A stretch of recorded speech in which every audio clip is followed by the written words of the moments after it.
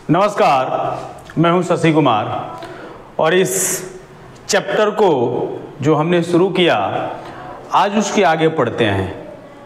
हमने इसमें क्रस्ट के बारे में पढ़ा, मेंटल के बारे में पढ़ा, कोर के बारे में पढ़ा। ये हमारा काफ़ी इम्पोर्टेंट टॉपिक्स था जिसमें कैसे स्ट्रक्चर हैं, कौन कौन एलिमेंट्स पाए जाते हैं, ये तमाम चीज़ों को हमने आपको बताया।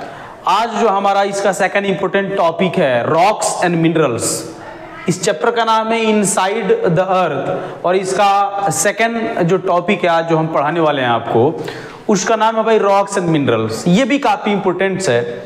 इसमें हम लोगों को जानना है कि रॉक्स और मिनरल्स का क्या इम्पोर्टेंस है इस चैप्टर में और कैसे ये हमारे लिए काफ़ी बेनिफिशियल हो जाता है एग्जामिनेशन पॉइंट ऑफ व्यू से। चलिए देखने का काम करते हैं। तो टॉपिक है भाई हमारा रॉक्स एंड मिनरल्स।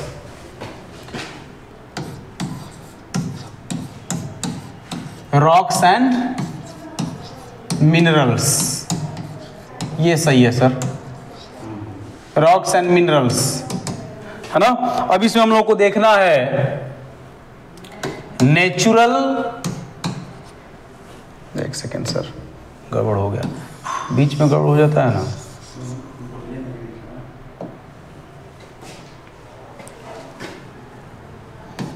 इसमें सबसे पहले हम लोग रॉक्स को देखेंगे।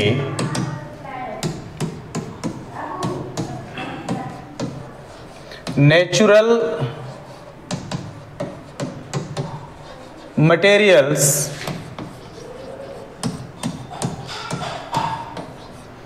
कंपोज्ड ऑफ मिनरल्स, है ना,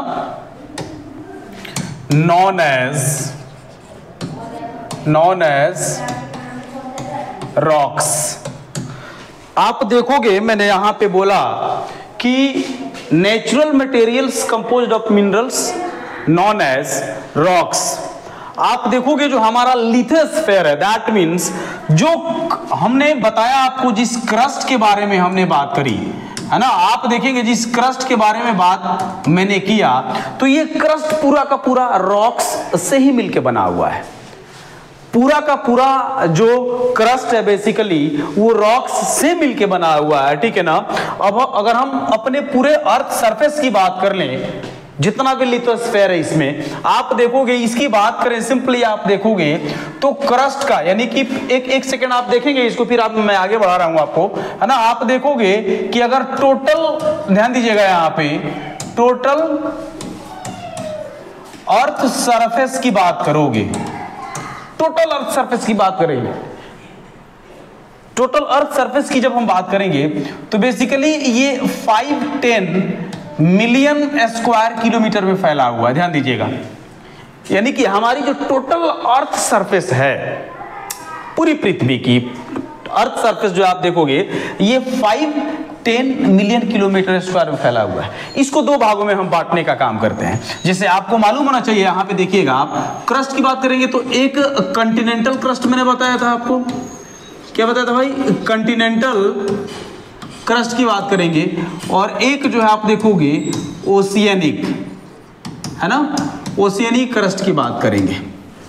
तो बात हम कंटिनेंटल क्रस्ट की करें या फिर ओशियनिक क्रस्ट की करें, हम बात तो भैया क्रस्ट की ही कर रहे हैं ना, चाहे वो अर्थ सरफेस पे हो या फिर आप देखेंगे वो वाटर बॉडीज में हो, ओशंस में हो, बेसिकली हम क्रस्ट की बात कर रहे हैं। तो पूरा का पूरा टोटल अर्थ सरफेस जो हमारा कितना है, 510 मिलियन स्क्वायर किलोमीटर, है ना। अब आप देखोगे इसको दो भागों में बेसिकली बांटा गया है। जैसे इस पे जो लैंड पार्ट्स की जब हम बात करेंगे, लैंड पार्ट्स की बात करेंगे तो लैंड पार्ट्स कितना भाई, 148.9 मिलियन स्क्वायर किलोमीटर, है ना।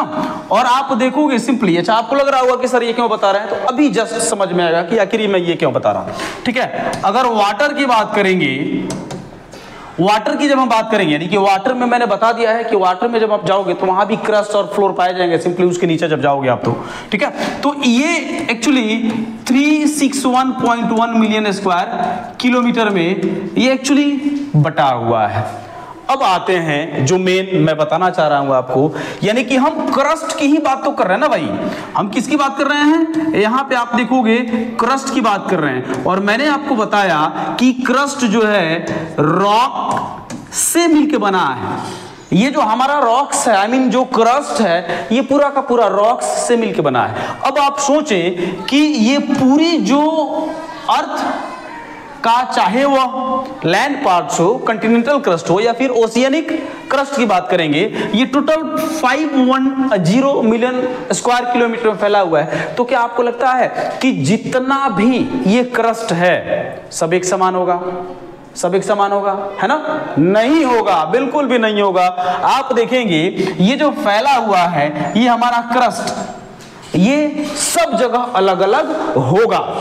चलिए इसको आगे देखते हैं, इसका स्क्रीनशॉट आप ले लें, फिर आगे देखने का काम करते हैं।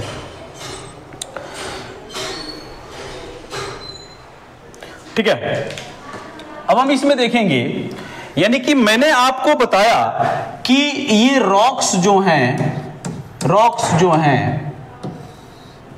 है ना, रॉक्स की बात करेंगे तो सिंपल सी बात है, जो मैंने अभी बात बताई उसके आधार पे जब आप देखोगे सिंपली, तो इसका जो टेक्सचर होगा, इसका जो टेक्सचर होगा, इसका जो साइज होगा, इसका जो कलर होगा, ये तमाम चीजें बेसिकली क्या होंगी? डिफर होंगी। क्या होंगी? डिफर होंगी, यानी कि एक दूसरे से ये अलग होंगे। ये साइज, टेक्सचर, कलर के आधार पे ये जो 510 मिलियन स्क्वायर किलोमीटर में पूरे अर्थ सरफेस पे जो फैला हुआ हमारा क्रस्ट है बेसिकली, वो क्या होगा? अलग अलग होगा। और जब ये चीजें अलग अलग पाई जाएंगे, दैट मीन्स इसके आधार पे, है ना, आप देखोगे इसके आधार पे on the basis of this texture, है ना, साइज एंड कलर, है ना, rocks are divided into 3 parts, जिसको हम पढ़ने वाले हैं अभी, है ना। आप देखोगे कि इसके आधार पे जो रॉक्स की बात करोगे आप, तो रॉक्स को 3 भागों में बेसिकली डिवाइड किया गया है। अब एक एक करके हम लोग जानने का काम करते हैं भाई। यहाँ पे आप देखोगे सबसे पहले इसको हम बांट दें, है ना। रॉक्स की जब हम बात करेंगे तो इसको इस तरीके से 3 भाग में बांटते हैं भाई। जो पहला है सिंपली वो क्या है? जो पहला है वो है इग्नियस रॉक्स। क्या है? Igneous rocks. दूसरा आप देखोगे सेडिमेंट्री रॉक्स है। क्या है? सेडिमेंट्री रॉक्स है। ये सर इसको हिंदी में आप लिख पाइए। और बता रहे हैं सर, लिख रहे हैं। और तीसरा जो हमारा देखेंगे वो क्या है? मेटामॉर्फिक रॉक्स है। क्या है? हीवा का फोन आ रहा है।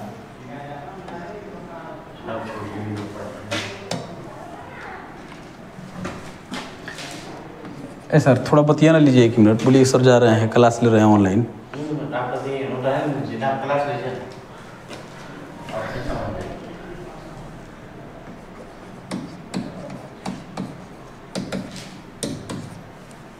एक सेकेंड सर, बतियाइए, कट गया।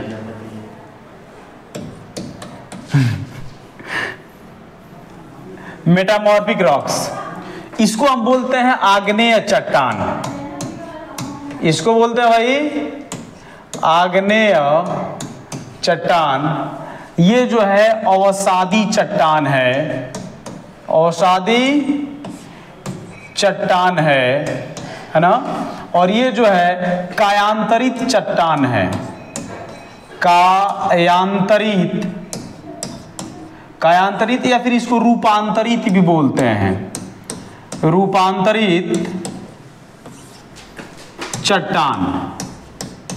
ये 3 चीजें हैं। दैट मीन्स आप देखोगे सिंपली कि इस साइज, टेक्सचर और कलर के आधार पे चट्टान को 3 भागों में बांटते हैं। पहला इग्नियस रॉक्स है, दूसरा सेडिमेंट्री, तीसरा मेटामॉर्फिक। मेटामॉर्फिक को रूपांतरित या कायांतरित, है ना, सेडिमेंट्री को अवसादी चट्टान, और आप देखेंगे कि इग्नियस को हम क्या बोलते हैं, आग्नेय चट्टान के नाम से बेसिकली जानते हैं। अब इसको आगे की तरफ बढ़ेंगे, एक एक करके पढ़ना स्टार्ट करेंगे। भाई ये पहला हमारा इग्नियस रॉक्स है, इसके बारे में जानेंगे। इसको आप स्क्रीनशॉट ले लें, फिर आगे बढ़ने का काम हम करते हैं। ठीक है, चलिए आगे देखते हैं। इग्नियस की बात करते हैं। इग्नियस रॉक्स, है ना, यानी आग्नेय चट्टान। आग्नेय चट्टान की बात हम करेंगे, है ना, आग्नेय चट्टान। इसको जानने से पहले एक चीज जानना है, यानी कि ऐसे समझें आप, ये मान लीजिए कि ये है हमारा अर्थ सरफेस। ये क्या है, अर्थ सरफेस है।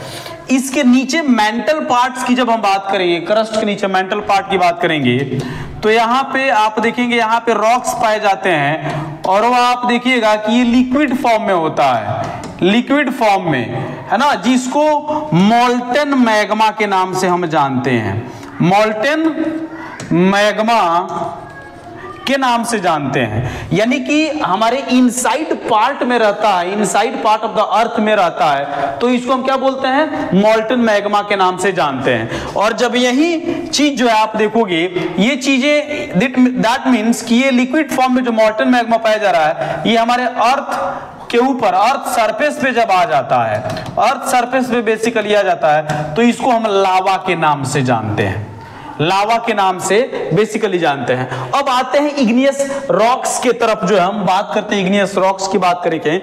आप देखोगे यहां पे मैंने बताया कि ये मैग्मा है ना, आप देखोगे सिंपली इसके बारे में थोड़ा सा हम लोग जानने का काम करते हैं।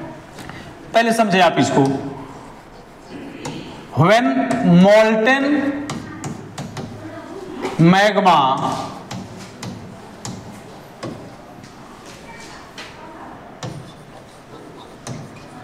comes out from the earth surface, from the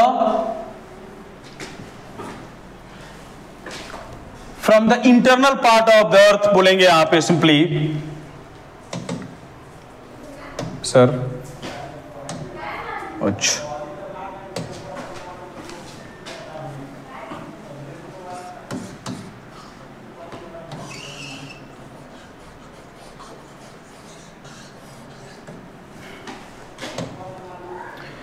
when molten magma comes out from the internal part of the earth, internal part of the earth and be solid because of air, है ना, formed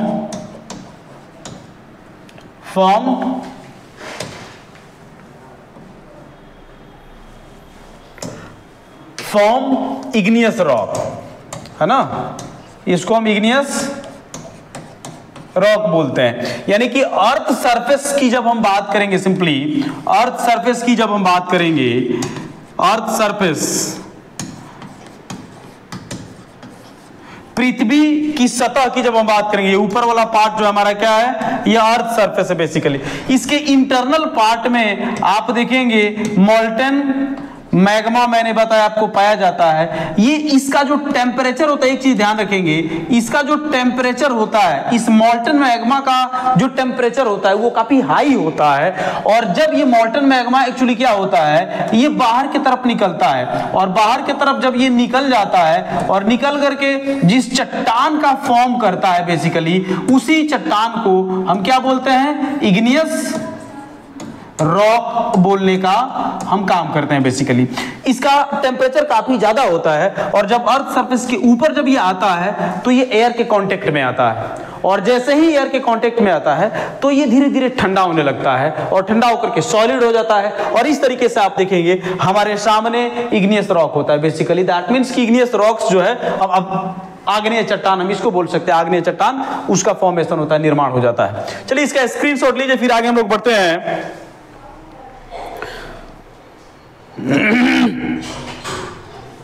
चलिए ठीक है, अब आप देखोगे आगे की तरफ जब हम बढ़ेंगे, आगे की तरफ जब आप बढ़ोगे, उससे पहले एक चीज और बता दें हम आपको इस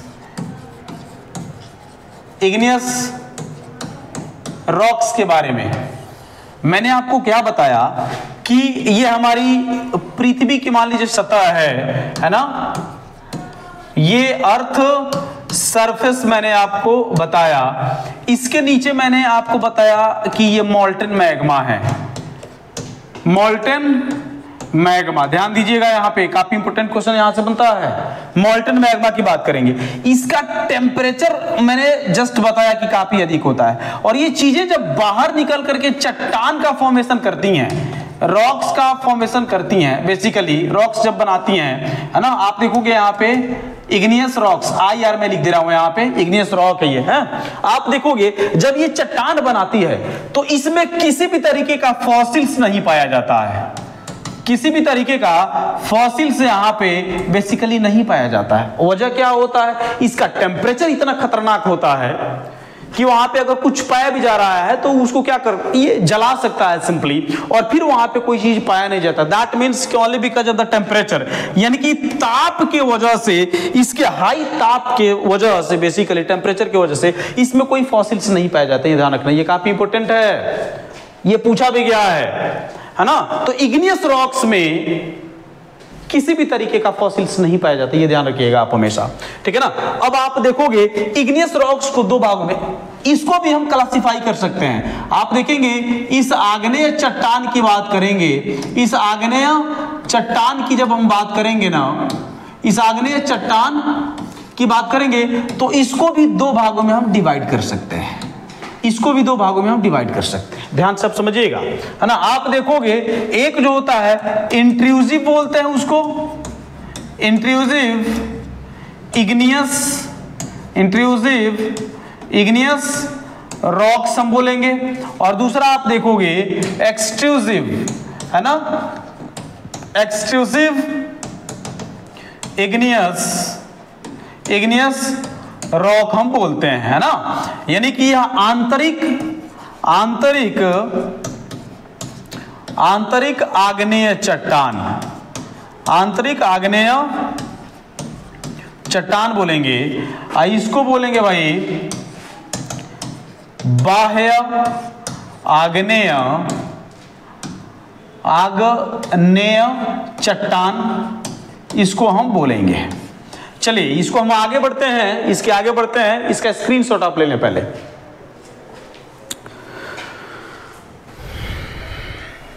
ठीक है, अब एक एक करके इसमें देखना है। इंट्रूसिव इग्नियस रॉक्स की बात कर लेते हैं। जैसा मैंने आपको बताया कि इंट्रूसिव का मतलब क्या होता है, आंतरिक। क्या होता है, आंतरिक। क्या होता है भाई, आंतरिक। यानी कि जो सरफेस है, जो सरफेस है, अर्थ सरफेस की जब हम बात करेंगे, है ना, तो इसके नीचे जो है, जो चट्टान पाई जाती है, इसके नीचे जो रॉक पाई जाती है, रॉक्स, है ना, आप देखेंगे फॉर्म्ड बाय मैग्मा। यानी कि जो अर्थ सरफेस है, इसके नीचे जो आप देखेंगे मॉल्टन मैग्मा जो है सिंपली पाया जाता है। लेकिन कभी कभी ऐसा होता है बेसिकली कि वो मैग्मा जो है वहीं पे बहुत सारे कारण से मैं आगे बताऊंगा आपको कि सॉलिड हो करके रॉक का फॉर्म जो है ना, आप देखेंगे रॉक के फॉर्म में चला आता है। यानी कि जो इंटरनल पार्ट में जो मैग्मा पाया जाता है, ये मैग्मा बहुत सारे रीजन्स के वजह से जो है क्या होता है, कभी कभी वहीं पे कूल हो जाता है, ठंडा हो जाता है और फिर जो है वो सॉलिड हो जाता है। सॉलिड आएगा सिंपली तो वो रॉक के फॉर्म में चला आएगा। तो ऐसे चट्टान को आप देखेंगे, ऐसे चट्टान को हम आंतरिक चट्टान के नाम से जानते हैं। किस नाम जानते हैं? आंतरिक चट्टान के नाम से जानते हैं। आंतरिक चट्टान के नाम से बेसिकली नाम से हम इसको जानते हैं, है ना। आंतरिक चट्टान के नाम से हम इसको जानेंगे। अब इसमें बेसिकली देखेंगे, इसमें बेसिकली हम बात क्या करेंगे, पहले इसका स्क्रीनशॉट लीजिए, चूंकि आगे बताएंगे तो ज्यादा होगा, इसलिए इसका स्क्रीनशॉट ले लें आप, फिर आगे देखने का काम करते हैं। ठीक है, चलिए अब इसमें देखेंगे हम लोग। इसका जो एग्जाम्पल है वो क्या है, कैसे चट्टान पाए जाते हैं भाई, जैसे ग्रेनाइट। ग्रेनाइट की बात करेंगे तो ये जो ग्रेनाइट होता है ना, ये इंट्रूसिव, ग्रेनाइट जो होता है ये इंट्रूसिव इग्नियस रॉक्स के अकॉर्डिंग ही आता है। ग्रेनाइट जो होता है वो इंट्रूसिव, है ना, इग्नियस रॉक के अंदर ये आता है। ठीक है, इसका आप स्क्रीनशॉट लें, फिर आगे हम लोग देखने का काम करते हैं। ठीक है ना, चलिए आगे देखेंगे हम लोग।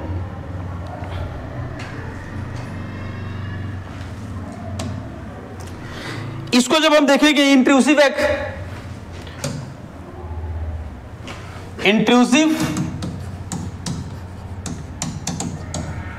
इग्नियस रॉक की जब हम बात करेंगे तो इसके भी दो टाइप है, ध्यान दीजिएगा। इसके भी क्या है भाई, दो टाइप है। एक जो है प्लूटोनिक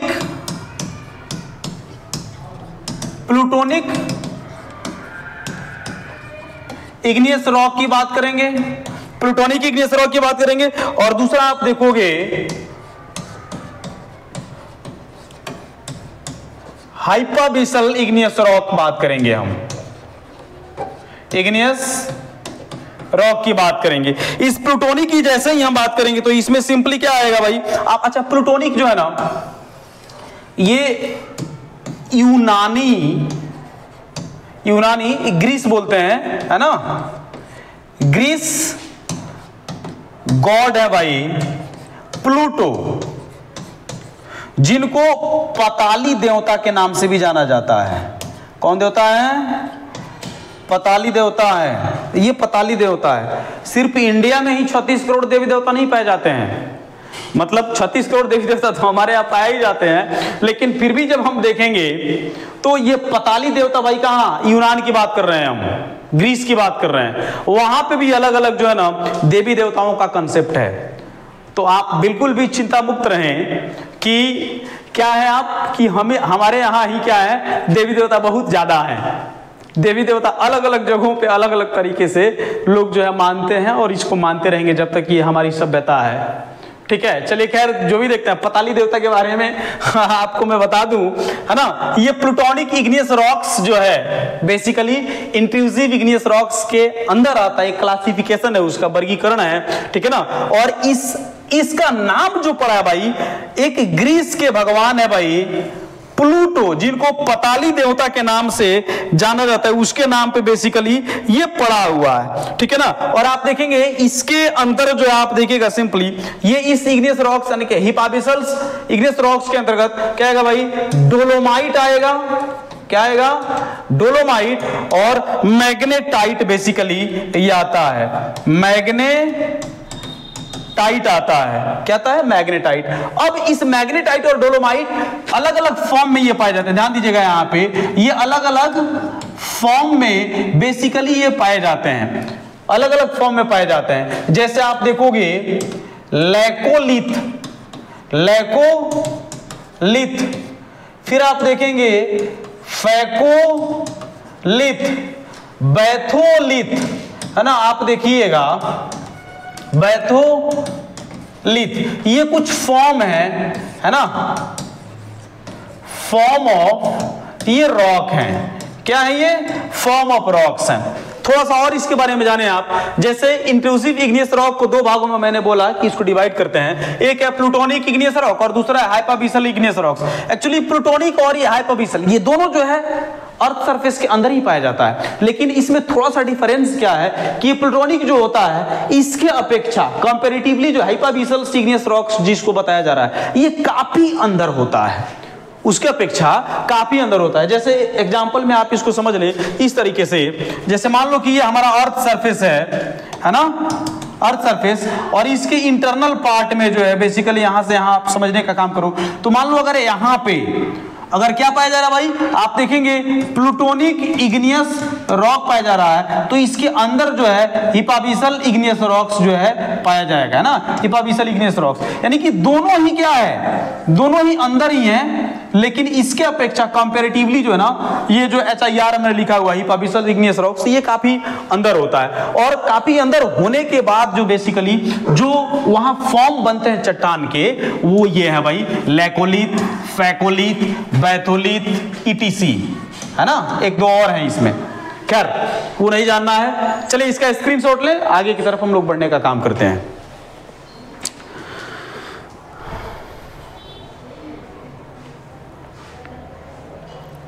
सर चलिए आगे देखते हैं। अब हम एक्सट्रूसिव इग्नियस रॉक की बात करेंगे।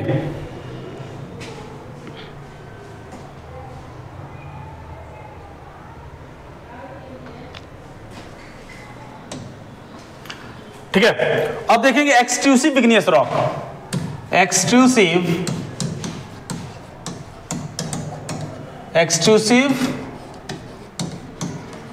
इग्नियस रॉक्स की बात कर लेते हैं। इससे साफ मालूम है कि अब बाह्य आग्नेय चट्टान, बाह्य आग्नेय चट्टान यानी कि ऐसा चट्टान जो अर्थ सरफेस के बाहर हो उसको हम क्या बोलते हैं, एक्सट्रूसिव इग्नियस रॉक्स के नाम से बोलते हैं, है ना। आप देखेंगे चट्टान जो बाहर हो, सिंपली आप देखेंगे रॉक्स जिसका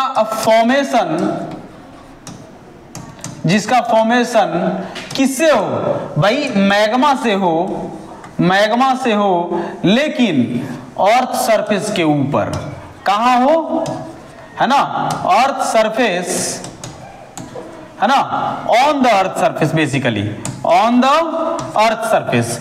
इसके अंदर जो आप देखेंगे क्या आता है भाई, आप देखिएगा सिंपली कि इसके अंदर इसका जो एग्जाम्पल अगर हम देखें, इसका एग्जाम्पल जो देखें तो क्या आएगा, बेसाल्ट आएगा। क्या आएगा, बेसाल्ट, है ना।